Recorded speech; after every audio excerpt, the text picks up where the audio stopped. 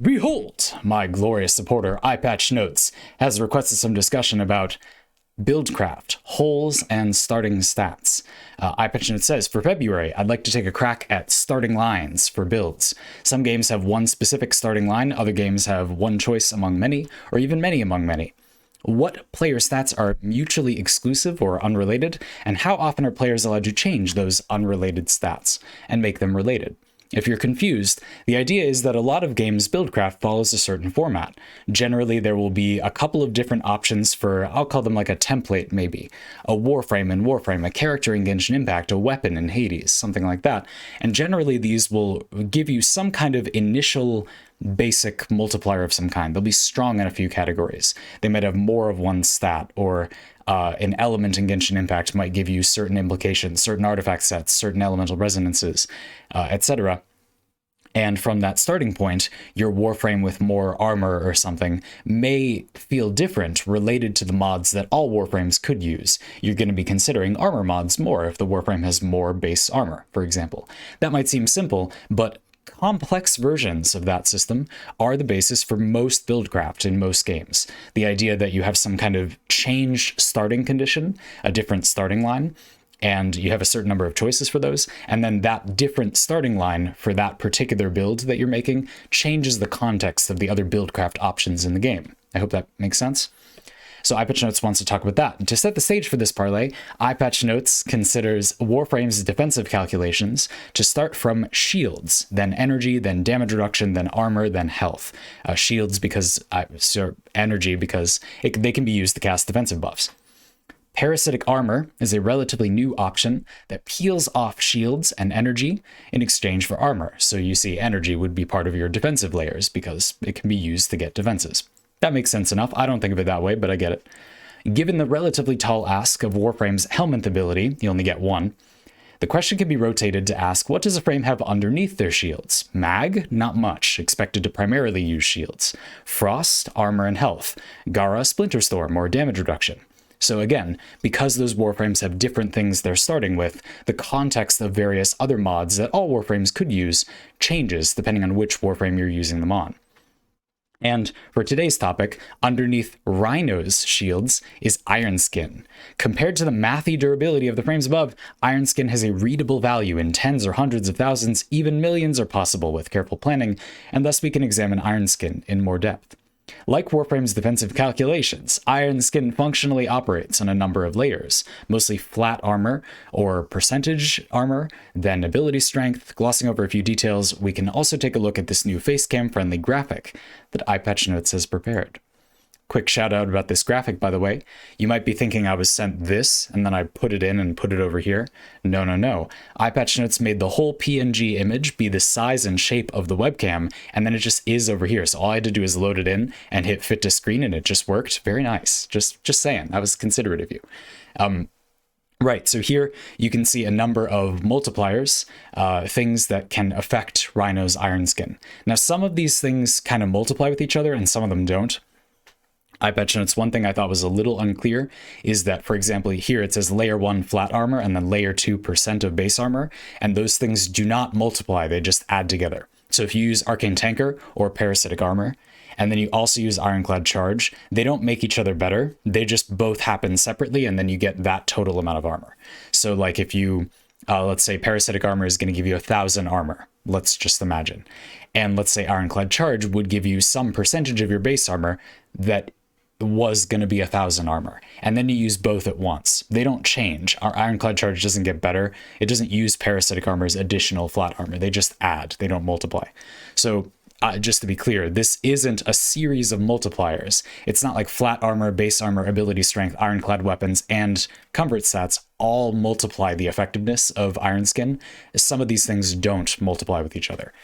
But it is a list of things that affect Iron Skin in various ways, just to clarify. That's not to say that parasitic armor isn't a good idea on Rhino. I don't think that Rhino Charge is a very good ability, besides Ironclad Charge, which is an augment mod, which takes up an augment slot. So if you use parasitic armor instead of Ironclad Charge, you do have something that doesn't require you to hit enemies or a lot of enemies, and you can just do whenever you want. You can just cast it. Those are kind of the same thing, I guess. But the point is, you don't need a lot of enemies for it to be effective. It does kind of save you a mod slot, but then you might want to run redirection rather than, you know, the augment to make it more powerful. And I do think the potential armor is a lot lower, but ultimately it's still a lot. Like, and it's a playstyle thing. There's an advantage to being able to just do parasitic armor Iron Skin, whereas with Ironclad Charge, you might have a higher ceiling, a much higher ceiling, but you do need to charge into enemies to do the thing. Now, I much prefer that, but parasitic armor has its merits, and it's not exactly competing with much. So anyway, interesting. I just wanted to clarify that's what this graphic means. And one nice thing here at the top, you can see Rhino has more base shields than normal. So this is what Ace means about Rhino being uniquely more qualified to use parasitic armor in some ways than other frames. Rhino has some use for the increased armor and not much of a use for Rhino's increased base shields. His shields are then a way that you can harness some of the power of Rhino without, you know, wasting any of the potential power budget. And that's really the topic I want to get into first. This idea that there is some merit to looking at a game piece in Warframe or any other game and trying to convert all of its power into your own designs, basically. So if Rhino has these extra shields, given enough buildcraft tools, you will eventually be able to turn those shields into, I guess, whatever you want, given infinite buildcraft options. And here, EyePatchNotes has noticed that with parasitic armor, you can turn Rhino's shields into something that most people playing Rhino might want, armor. Cool. I think that this mindset is relatable. It's relatable to me. I think a lot of people think of things this way. You see a weird detail on a Warframe or a piece of buildcraft in any game, and you think, how can I convert that into my own project? How can I use that as power for my own ends instead of whatever was initially given? And buildcraft tools are powerful when they let you convert one thing into another for that very reason.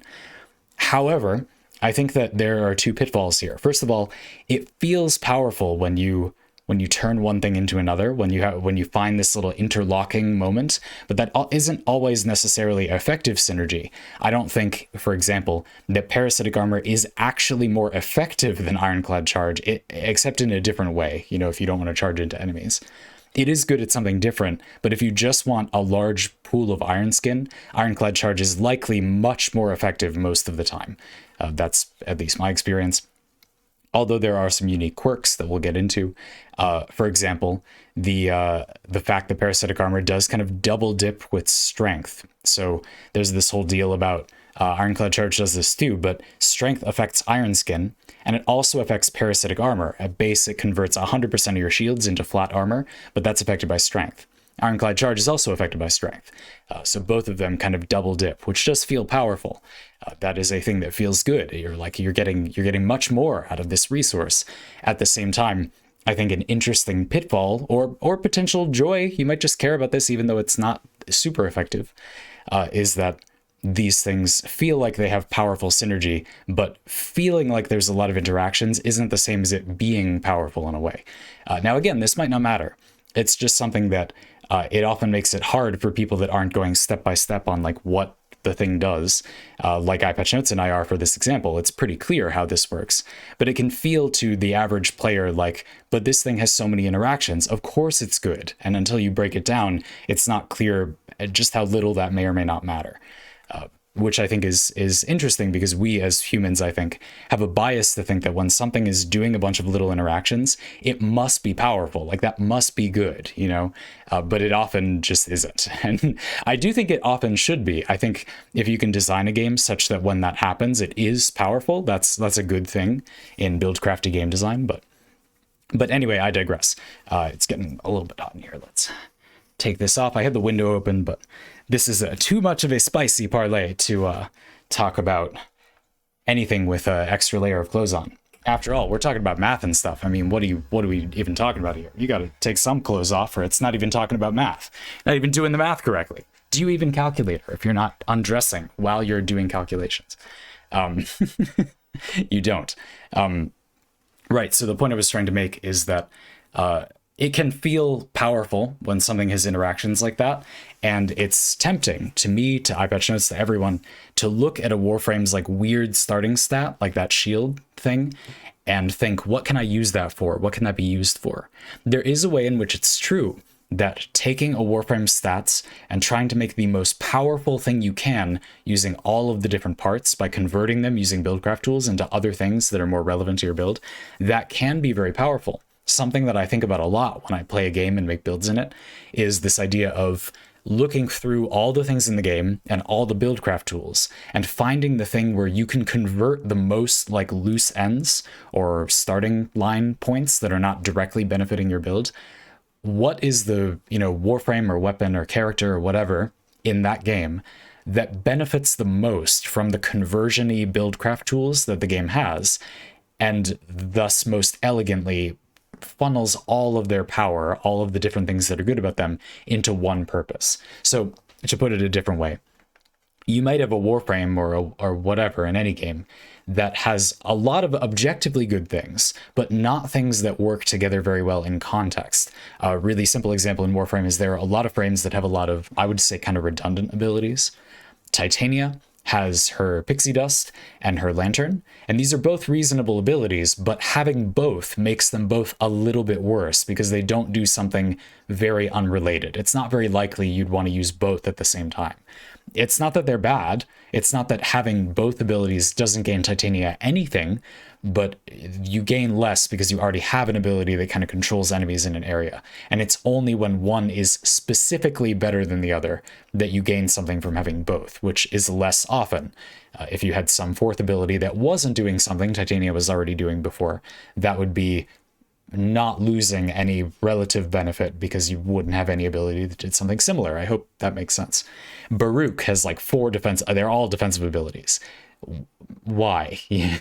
In some ways it would be more powerful if like those abilities would be better on a lot of other Warframes simply because they do not have the other defensive abilities. For a very simple example, Baruch has an ability that disarms enemies and an ability that loses you restraint when you dodge enemies' incoming attacks. But enemies won't send as many attacks incoming to you for you to dodge and lose restraint with if you disarm them, because then they can't shoot you and they have to walk up to you and hit you. Those abilities arguably make each other worse. They do both keep you alive, but they both do the job fairly effectively on their own. And when you use both at the same time, they're both worse than the sum of their parts, is the point. And it's not terrible or anything. And you could argue that this is a balancing tool. Lantern and pixie dust on Titania, I know that's not what it's called, it's just my name for it.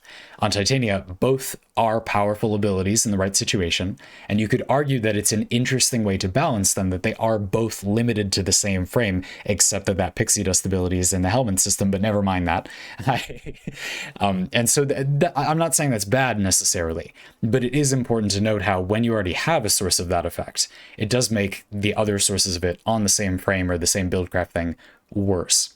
And by contrast, Rhino is a really good example of a Warframe that is powerful in some ways because he doesn't have quite so much overlap.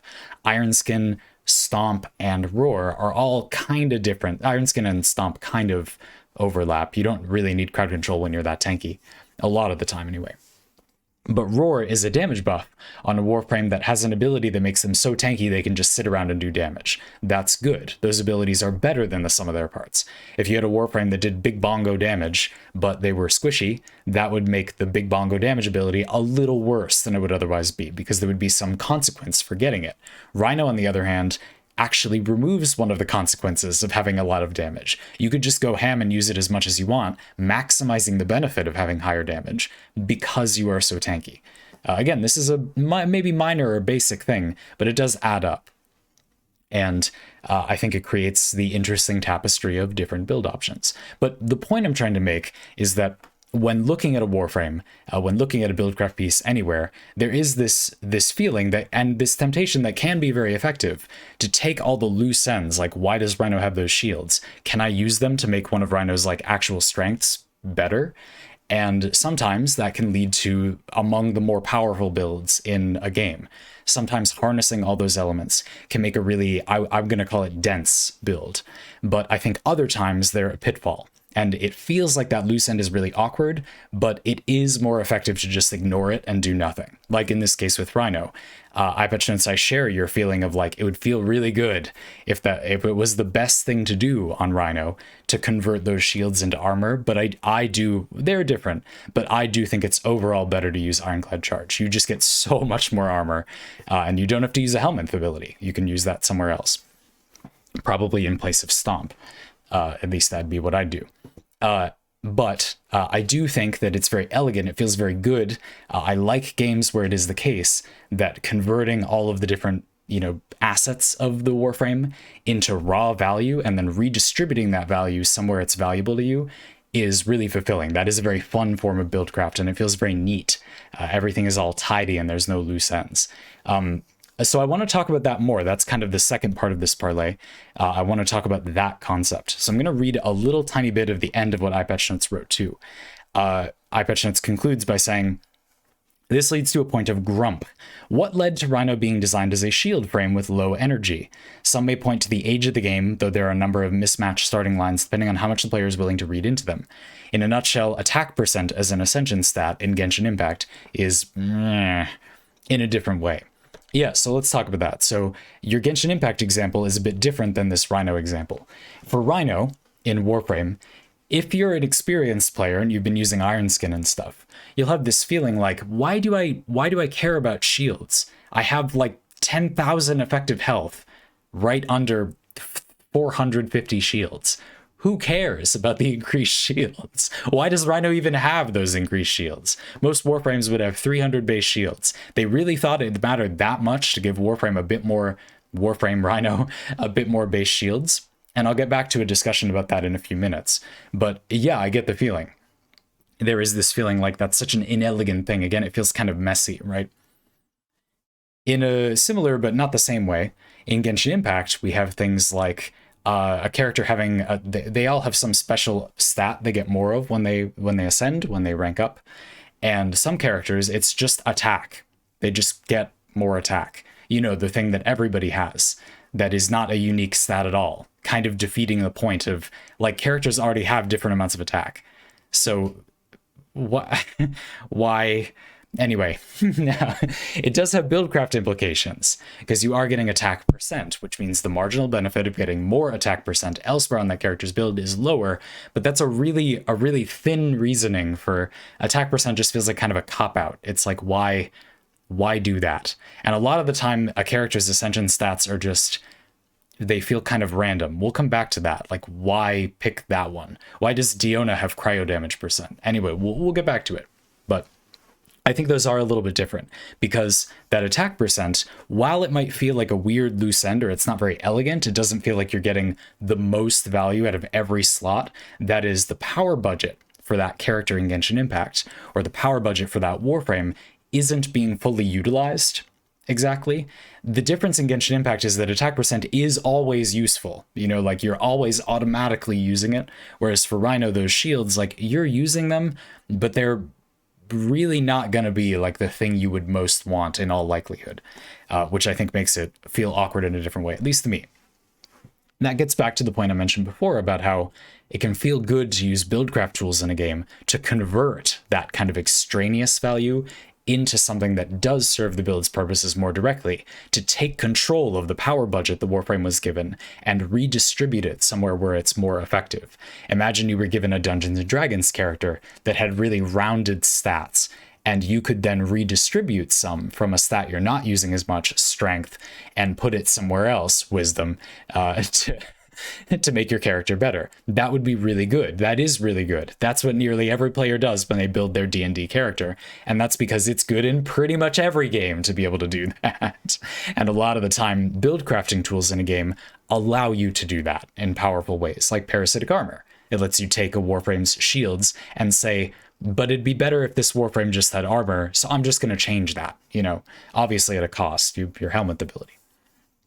Anyway, I think that's really interesting, but the elephant in the room for this discussion has been, so far, that we have to talk about why these things even are here. So for Rhino, why does Rhino have high shields at base? That seems blatantly irrelevant to what Rhino is like doing. And for Genshin Impact, why do some characters have attack percent as their ascension stat? What are some possible reasons? Now, we can't know for sure, but what are some motivations a developer might have to choose that thing? There are really three that I can think of. The first one is to point players in the right or a desired direction. So this would suggest that a character with attack percent is their ascension stat in Genshin Impact. That's like sort of pointless in one way, that the developers may be thinking, oh, but we can kind of push the player in the direction of, hey, you should build attack, like if they're not sure or something. I don't think this is always a bad idea, but I don't think it's something that developers do as often as people think they do it. In Warframe, for example, I believe that this is essentially never done. And a lot of players think it is, which ends up being a bit comical. I've had players over the years tell me that a Warframe weapon that has a polarity, you know, the things that make your mods cheaper if you put them in that slot that matches the polarity of the mod, and like depolarities are not very often used. And so weapons will frequently have a depolarity for a reason that will become obvious in a minute. And players often see those weapons and think, oh, that means the developers are telling me I should use a depolarity mod in that slot. No, it doesn't. No, it does not. No. The developers are picking the polarities at random to create a feeling of variety or to make you spend more forma on the weapon without making it feel like you're going overboard, or to gently push the player to introduce some variety into their builds, or have, you know, again, like a gentle pressure. If you can figure out a good way to use this depolarity, even though we can't think of a way that you might benefit from using this depolarity, then you don't have to spend a forma. So there's a gentle push to the player to try to innovate a little bit. Now, the problem with this in Warframe is that in the current state of Warframe, it just isn't really ever a good decision to do something with that depolarity. It's not always, but a lot of the time. There just aren't mods that are good in the relatively inflexible, like highest damage way to make a build in Warframe that are depolarities. There just aren't. They just didn't put those in the game. If the developers had very evenly spread out polarities among different kinds of mods, and there was more build diversity for weapons that was really effective or relatively equally effective, then doing this random polarity thing might introduce some random gentle pushes to play with your build a little bit. Sure, it's not a categorically bad idea. But this second reason why a developer might put some kind of starting line on a character isn't really working in Warframe. And I think a lot of people think of it that way. It's meant to be like a hint to push you in a certain direction. That's the first reason. And the second reason might be that it's to, again, prompt some creativity. It's meant to just make you think like, oh, maybe I'll do things a little differently this time. I don't think in Warframe it is really either of those things. No. The third reason would be to round out a character. So it could be like a player experience thing. This one is a little bit more complicated in concept, so I'll give you some examples. Rhino is tanky. Rhino is a Warframe whose theme is partially that they are tanky. They're a tanky Warframe. When you start, you pick Excalibur, Volt, or Mag at the time of this recording, and Rhino is straightforwardly a lot tankier than those Warframes. You can just kind of sit there. This has led to a syndrome where a lot of players kind of learn that they don't need to parkour around to avoid damage. But that's kind of meant to be the contrast with Rhino. Rhino is in some ways an interesting early game Warframe that you can get really early on because he feels different in some way than other frames. You don't need to worry about avoiding damage quite as much. And that maybe establishes or is meant to establish the value of getting other different Warframes and the fact that other Warframes can feel very different. Maybe that's why they did that. Now, Digital Extremes, if that is what you wanted to do, I would recommend making Warframe's base stats much more dramatically different from each other than they currently are. But I digress. That's a topic for another time. Again, these are reasons why a developer might do these things, not necessarily claims that the developer is doing that thing effectively or the most effective way they could be. They're clearly not. I'm just saying these are reasons why somebody might think to do this. Like, why did Rhino's shields end up at that higher value? This, I think, is the reason, this third reason. And it's that it makes Rhino feel tanky at all stages of the game. shields are in some ways more valuable early in Warframe because you don't have good sources of health healing like lifesteal. You'll go on to have an abundance of options for that, but early in the game you generally don't have those, or at least not very robust ones. And having Iron Skin does help with that, but you also don't have ways to increase the amount of armor you're getting. You don't likely have Ironclad Charge, or certainly not Parasitic Armor in the early game. So Iron Skin, while it does make you tankier, doesn't make you that much tankier compared to how it will in the future. And you also don't necessarily know that your player will use it. The player may additionally just not understand that Iron Skin is a good thing to rely on to be tanky. So making Rhino tanky in essentially every way, rather than just in a few ways, is a good way to make sure the player definitely feels like Rhino is tankier. Now later on, it would be a little bit silly if Rhino had massive amounts of shields, so it's only a little bit more. And you could argue that Digital Extremes does this a lot. They kind of just push very gently in a direction to give the player the idea that the thing is a kind of trade-off that it would already be. For example, there are a lot of mods in Warframe that have some kind of minor negative effect, but the negative is actually negligible in the terms of the game's math. So for example, on primary weapons, we have speed trigger, 60% fire rate, and vial acceleration, 90% fire rate, but minus 15% damage. Now that's base damage, and that's just going to add to your other sources of base damage, or in this case, subtract. So 15% reduced damage, that sounds like a lot, but if you have Serration on, and you already have 165% damage, you're only reducing 15% from that value, so it's 150% damage instead of 165%. That's like barely a difference. Vial acceleration is essentially always better than speed trigger if you just want fire rate, because the 15% damage reduction is pretty much nothing. It doesn't actually affect you very much. The marginal effect is extremely low. And the idea then is maybe that the developers know that, and they just want to give the player the idea that there is some trade-off to be had. There is something that's getting worse. But if the player understands the game's build options, then they would realize it's actually not a big deal.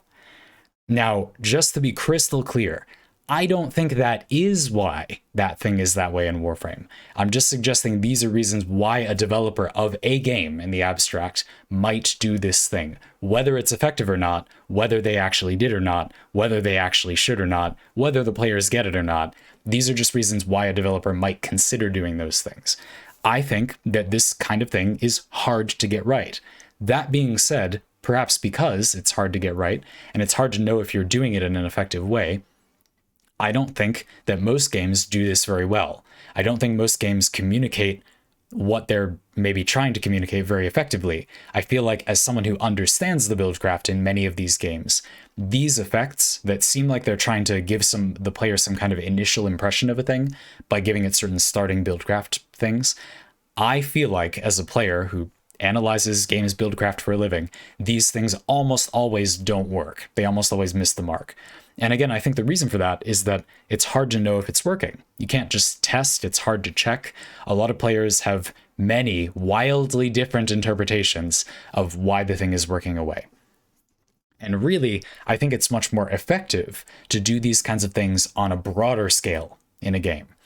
I think, to close out this parlay, it's useful and interesting to talk about how games can influence the player as a whole, rather than by using these small little details, and what maybe could be changed about those little details in the future.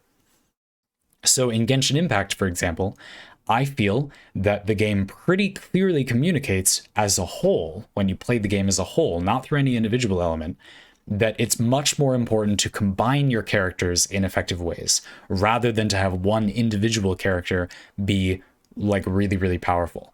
Even the most powerful truckload of damage on their own character is basically doing nothing levels of damage compared to the amount of damage you can do when you combine characters' effects, because of elemental reactions, because of the fact that some enemies are immune to one element, because of the fact that you have 4 characters on your team, because of how many Warframes characters and Genshin Impact's abilities work. It's true of Warframes too. These characters are not meant to be effective on their own in essentially any aspect of the game's design. Even characters that are very powerful and kind of do it all in a way.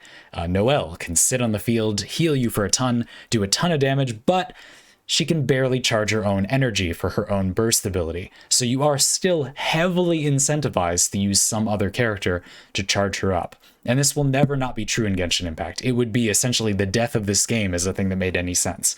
So you can see how it's a lot more effective if the whole game in concert says to the player, this is how it works. This is the thing that's systematically rewarding to care about. I don't think these little nudges are as valuable. Now, a lot of players in Genshin Impact don't even know that characters have a unique ascension stat, so I would argue that's not doing much anyway.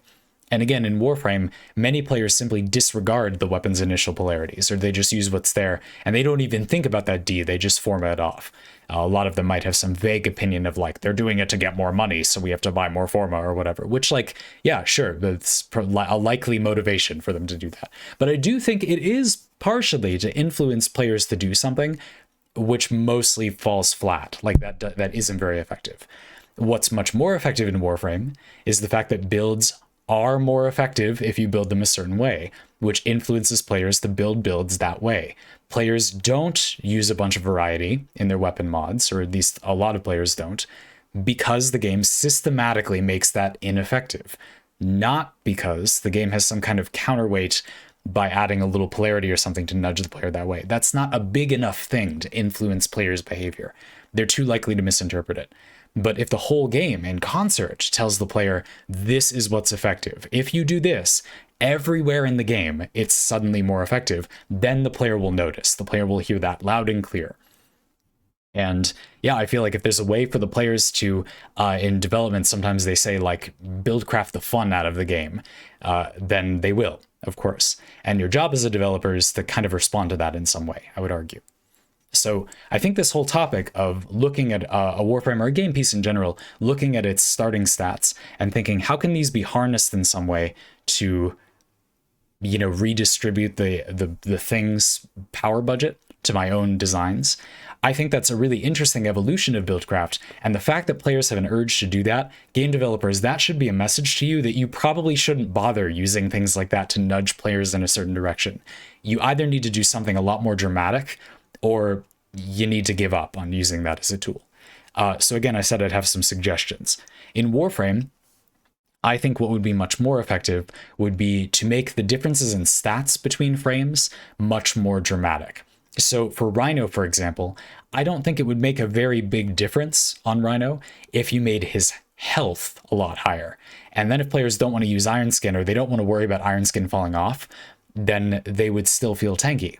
I think that'd be much more effective than giving Rhino more shields. And in the early game, when they can't heal their health, well, they can refresh Iron Skin, can't they? So I think that would be a better way to give that feeling. It would also make Rhino literally better, not that much better, but it would mean that when your Iron Skin falls off, you're not suddenly a piece of paper, and then you cast Iron Skin 1 second later and become an unkillable god, and then, oh, whoops, you're a piece of paper again. Oh, you're completely unkillable again. Oh, you're a piece of paper again. That might be a good balancing knob, but I think if you don't want Rhino to be as tanky, it's better to make Iron Skin not as preposterously impossible to destroy, rather than making it that the player like whiffs for a second or doesn't have the augment for Iron Skin so they can refresh it, and then they just randomly die even though they have a very powerful defensive measure. That just feels like better, more fair, more readable game design to me. I also really don't like the trend in Warframe that a lot of the augments are good in a way that doesn't initially make sense. Like the Iron Skin augment, you can blow your Iron Skin off and it does damage, but what's much more valuable most of the time is just that you can then refresh your Iron Skin. The damage doesn't really matter, ranking the mod up doesn't really matter. They're not bad, but the main draw is that Rhino is actually very squishy, just not for a little while, because your Iron Skin won't get chipped down. And so being able to refresh it makes it so you're never stuck with a very low health Iron Skin that you can't refresh. That is not very intuitive. I'm not sure that really makes Warframe any better. I feel like that just makes people who have a passing understanding of how Iron Skin works and would think intuitively like this should make me tanky, there's just some weird idiosyncrasy of the game that makes them die anyway. That just seems kind of stupid. So I don't know. I think that Warframe is very, very weak in this category.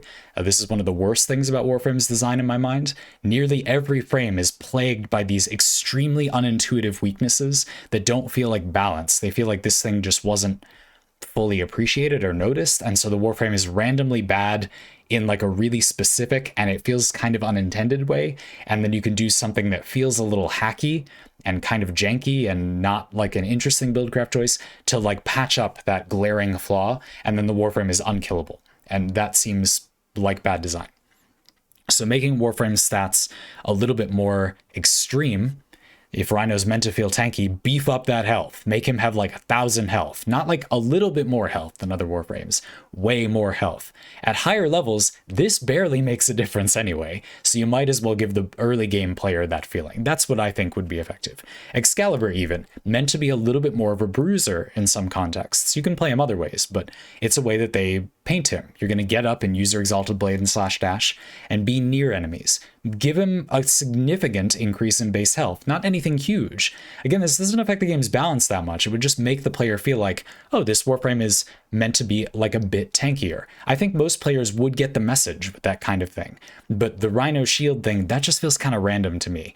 And I feel, this is pretty harsh for Warframe, but this is how I feel, that the reason this happens so often in Warframe is because the developers don't understand how players view those stats in practice. And that is not the worst reason. It's the worst reason. It's not a good reason to have something be designed that way. Now, for something like Genshin Impact, I think this is a little bit more complicated because that Ascension stat in Genshin Impact, that can be a pretty impactful part of a character's build. There's this thing in Genshin Impact where because you only have a weapon and then your 3 artifact slots and only one of them can be crit, so only one artifact can have crit as its primary stat, crit rate or crit damage, and then your weapon could have crit rate or crit damage, but not every player has access to a weapon like that for every character. If a character's Ascension stat is crit rate or crit damage, that is often making them inordinately more powerful because they kind of got like another slot where they can fit that in. Likewise, oftentimes, like their element damage percent is a really good Ascension stat. Tartaglia has Hydro damage percent as an Ascension stat. And again, there are only so many places you can fit that in your build outside of the character's Ascension stat. So if they have it innately, they kind of get an extra gear slot. You could think of it that way. Whereas attack percent, by contrast, that's something you could have built as much as you wanted already. So getting it as an Ascension stat has this kind of hidden negative, or it lacks a certain positive in a very quiet way that I think some players might not appreciate, and certainly EyePatchNotes and I are not very happy about. So here I think it's a little bit more difficult. Now you could fix this in some way by just making it so attack percent specifically, just attack percent, can never be an Ascension stat. And that would mean that when a character is getting an Ascension stat, they are essentially always gaining another slot in their build in some way. And the character then has that kind of initial prompt for how you might use them. Nevertheless, I do think there is still some problems. There are some characters in Genshin Impact where in the context of the game overall, there isn't really any stat on them that would be helpful as an Ascension stat, except for the ones that are basically the character's too narrow. And so the only Ascension stats that would be any good just are boring. Like there just isn't anything interesting about that. Diona comes to mind. It'd be like HP percent, healing percent, or energy recharge. That's just not that interesting. And so, yeah, they gave her cryo damage percent. Now, Diona in Genshin Impact is one of our few characters at the moment that doesn't feel very effective for a lot of people. A lot of people's accounts wouldn't gain much by building her to do damage. That's quite unusual in Genshin Impact. Most characters are damage plus whatever else they do. And Diona does provide a lot of utility as a good character, but is somewhat unique in that she doesn't provide a lot of damage output. So it's an odd choice on the surface to make her have cryo damage. I have come to think that it's actually kind of interesting because Diona is a cryo damage character. And if you have cryo resonance, you run 2 cryo damage characters, then when you have cryo on an enemy, you get extra crit chance. So you're not building Diona damage, but she has innate cryo damage, so you don't have to build any to have some. And she might have innate crit because of cryo resonance. Did they decide to give her cryo damage percent as her Ascension stat so that she could somewhat automatically do at least passable damage while being built for they knew you wouldn't feel like building for a lot of damage? And this is the point where I think you can see it's hard to say whether the developers were actually thinking about that. That's a little convoluted. It feels like something they could have thought of, like cryo damages or cryo as an elements game design space, is that you get some 8 crit. So maybe they thought, oh, well, we'll give this character that isn't going to build a lot of damage a lot of the time, we'll give her some more innate damage to kind of help her out a little bit more. That's conceivable, but it seems like a little bit of a long shot. And so again, that's where I think the final pitfall for this mindset of what are a character's kind of starting traits like meant to do, I think the final pitfall is that it's just hard to tell if they were even intended to be, like, who knows why they did that. It's weird, right? Genshin Impact is a good example, actually, because it has this thing where a lot of characters will have some like constellation or a talent that is totally useless the way that 90% of players will use the character. And you think, like, why? Like, why though, you know? And they might have just thrown something in. I've said before, I think it's because some player in the game will love that character and want to use them as their like main character or whatever, even though that's not really how Genshin Impact works. And that's not going to be effective compared to their other options, but they just want to do it. So the developers want to kind of throw them a bone so that your waifu or husbando is a little bit uniquely effective in some way. You feel like you have a toy to play with if you like that. I don't think that's the worst idea, but it is kind of confusing to some kinds of players, and it does create this awkward feeling for others of us where you feel like, why does every character have one part of their kit that is just garbage 99% of the time? Like, why? That just feels weird. I think this is something that maybe there could be a way that the developers could telegraph better. Maybe they could kind of flag that in some way, or they could do something like, if you build a lot of attack percent on this character, then you get this effect, or this effect could be in some kind of special slot. So the player has this association like, oh, abilities in that unique little talent slot, those are specifically for people that want to use the character in this different way. Okay. You know, and then you can just ignore those if you don't care about that. That might be better design language. That might feel kind of awkward. That might make players feel like you're using it the wrong way. And then that would get a reputation in the community as like, you should always ignore those because those are like the wrong way to play the character. That's not good either. So you can see how maybe it's a little bit of a problem. But I find this deeply fascinating, and I think that how a lot of developers of a lot of games could grow the most, how most games could be the most better, it would be hard, but if with infinite resources, how they could be made the most better would be if they could communicate with their player in this method more effectively, like through these tools in a way where that was more effective. Because I think that these things we're talking about in this parlay are almost universally the messiest part of nearly every game. They're the most awkward looking, least effective part of nearly all games that have these things. And I think pretty much all buildcrafty games have these elements. You can word them as kind of noob traps in some ways. That's kind of a different version of this parlay that we've talked about before. So I hope you found that discussion of them interesting. I find it fascinating. And again, I think the kicker, I spend a lot of time talking about how these can be kind of red herrings that are actually useless. But the kicker is that they can probably accidentally, from the developer's perspective, lead to really interesting corner case uses. And that can be delightful from a buildcraft perspective. So I don't think these are like bad in principle. I'm just saying I think it's complicated. And I think it's really interesting how. I've talked a lot in the past in Zandypants channel videos even, about how I like sometimes having these loose ends on a character because they can come up in surprising ways. I think in games like Dungeons and Dragons, these loose ends can come up as surprising, interesting role-playing prompts. Like, my character doesn't really have anything to do with this ability, but I do have the ability to talk to underwater creatures, even though I don't care about that at all. I just kind of have it. Or like, you're a druid, and you can cast Speak with Animals. You can already speak with animals. You can cast it as a ritual, which does take 10 minutes, but you do as a Triton have the ability to speak to aquatic animals for no cost, undersea animals. Like, that might eventually come up. Maybe you'll somehow be in a situation where you think, oh no, like we're about to get hit by an oncoming ship, and there's a whale in the way, and I don't have time to cast my Speak with Animals spell, and I can use my Triton thing and jump in the water and talk to the animal immediately. Go, go, go. You know, like, that's silly, but I do think that can add texture to certain kinds of buildcraft. Now, in a game like Warframe or maybe Genshin Impact, where you're modifying practically every part of your thing that you're buildcrafting, rather than getting a relatively standard set of abilities, like all druids can shapeshift, all rogues have sneak attack, whatever, and you can't really modify those things directly. Not saying Dungeons and Dragons doesn't have a lot of buildcraft, but you get that's a bit less customizable. You do have a standard set of abilities. The starting line is a bit thicker. Anyway, you get the point. than in a game like Warframe in some ways. I do think it feels more bad to some kinds of players. I would predict EyePatchNotes feels this way in a game like Warframe and Genshin Impact, to have there be more of these kind of like loose ends. And in a game like Dungeons and Dragons, having some of those loose ends maybe feels a little less bad because of the context of how the game works, because characters kind of automatically already have a lot of stuff you can't change, you know. If you play a wizard and you have dagger proficiency and you don't make use of your dagger proficiency, I don't think a lot of people feel like they're wasting something. You know what I'm trying to say? Whereas in Warframe, Genshin Impact, I feel like the shields or the ascension stat or one of those constellation effects, that's the same as that dagger proficiency, but it just kind of feels worse. I don't know. Maybe because there are less elements, like different things you have. Anyway, I just think that's interesting food for thought. And these types of topics are fantastic for helping me and other people understand what they do and don't like about a game's buildcraft. So thank you very much for asking. I hope you felt like I covered that in an angle, in a direction that you found interesting. I really enjoyed your graphic and the way you worded your parlay too.